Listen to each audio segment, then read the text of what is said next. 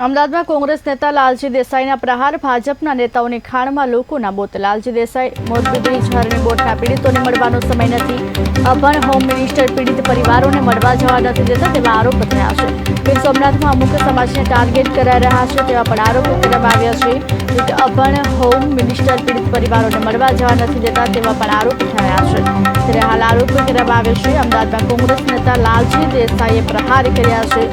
ભાજપના નેતાઓની ખાણમાં લોકોના મોત તેવું હાલ લાલજી દેસાઈનું કહેવું છે કે મોરબી બ્રિજ હરણી બોટના પીડિતોને મળવાનો સમય નથી તેવું પણ કહ્યું છે।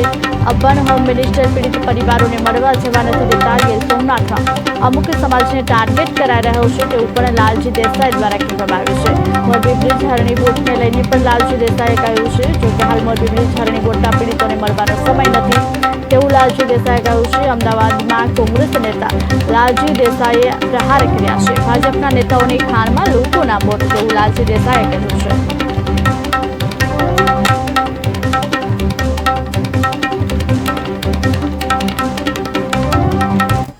ઘટનાઓ વિશે આપને અવગત કરાવ્યા।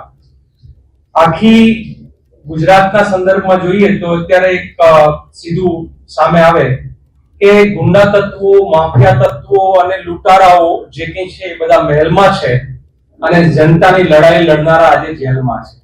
હું આપને ત્રણેક ઉદાહરણ આપું। આ ત્રણ ઉદાહરણોમાં તમને તમારી સામે આવશે।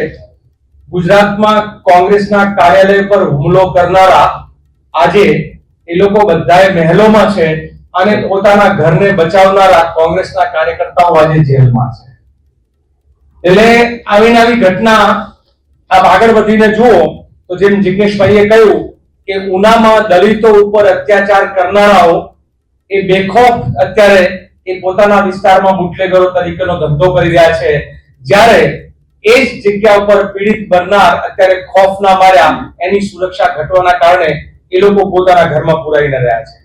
આવું નવું મહેશભાઈ મકવાણા કે જેમણે આખા ગીર સોમનાથમાં લોકોની લડાઈ લડીને આરટીઆઈ ના એક્ટિવિસ્ટ તરીકે એમણે જનતાનો અવાજ ઉઠાવ્યો અને જે ખરેખર ગેરકાયદેસર હતું ભાજપનું પોતાનું કાર્યાલય, આમ તો દિનુ બોઘાનું કાર્યાલય હતું જેણે ભાજપનું કાર્યાલય બનાવ્યું, એ વિધિવત રીતે ગેરકાયદેસર હતું અને સરકારને મજબૂરીથી એ કાર્યાલય જિગ્નેશભાઈ જેવા અને કોંગ્રેસના અન્ય આગેવાનોના દબાણના કારણે એ કાર્યાલય જે છે એનું દબાણ હટાવવાનું કહ્યું। તો આ જેનું દબાણ ગેરકાયદેસર રીતે થયેલું એને હટાવવાની જ બાબતમાં આખી આ વાતને જુદી રીતે લઈ ગયા અને જેણે જનતાની લડાઈ લડ્યા એવા મહેશભાઈ મકવાણા આજે જેલમાં છે અને જે ખરેખર વિવિધ રીતે આપ સૌ જાણો છો કે આ ગુજરાતમાં બહુ જ કુખ્યાત છે એવા વ્યક્તિઓ ત્યાં ગીર સોમનાથમાં આજે મહેલમાં છે ને એમના પોતાના ઝીંગા ફાર્મ